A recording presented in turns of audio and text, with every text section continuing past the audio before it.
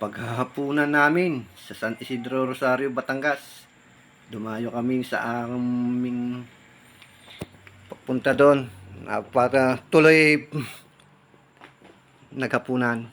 Yan na. Oh, si Miss kumakain na. Ah, si Aki kumakain na. Oh, sumubo na. Si Aki. Ay, nakatingin lang ang anak ay si Jers. Ah, si Wilma kumakain na rin. Ay, si Sinik sayan-saya sa pagkain. Kasarap ka ng kain, aray. Kasaya. Yan. Oo, yan. Nanonood ako. Ay mga po kung paano kumain sila ng kahit sarap-sarap na pagkain. Inihayin ng aking biyanan. Kasarap baga ng kain, aray.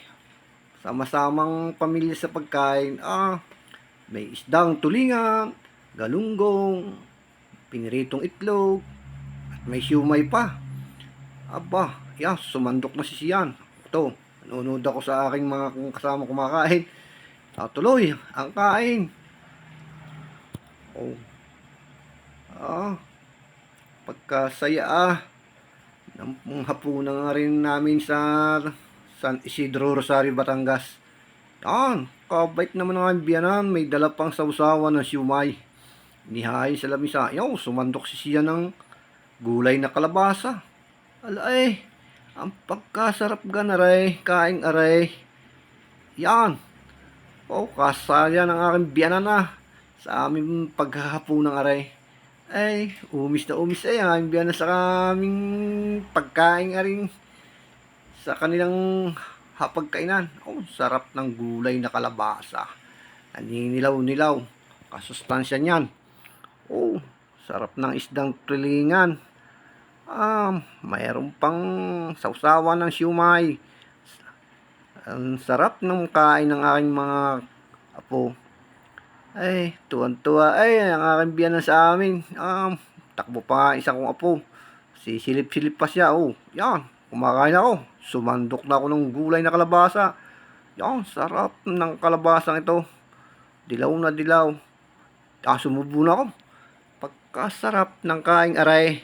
Eh, meron pang kung ano nung nalalaman na aking apo si Ashley. Tatakip pa lang ang kanyang bibig sa pagkain. Yan, sumandok ng isda ang aking asawa. Sumandok ng tulingan. Kanyang iuulam. Ito, yan. Ay, nakatingin na nga ang biyanan sa aming pagkain. Kasarap, kasaya. Tuloy. Asubo ko. Yan. Yan. Tuloy ang kain. Habang may pagkain sa pagkain ay kain. Subo. Wow, humigop na ng cook si si Jason. Dumay sa asawa. Dumay sa kanyang anak na si Jairus. Oh, yan. Saya. Tuwan-tuwa siya kaya sa aming paghapunan. Lalo na aming biyanan. Pagkasarap ng aming kain nga rin meron pang cook. Yan. Oh, na. Si Ashley yan. Nagsali na ng cook sa baso. Si Mrs. sumandok ng kanin. Ito. Tuloy.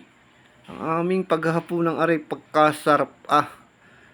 Yan, sumandok ali si Jason. Humigop na ng sabong ng kalabasa si Mrs. Si Ashley naman. Minum na ng cook. Ganon din si Sian. Ako naman, subon-subo ako. Wala, sarap ng kain kong ito Ay, talaga subo. Ay, walang Diyan. Meron pang kanin.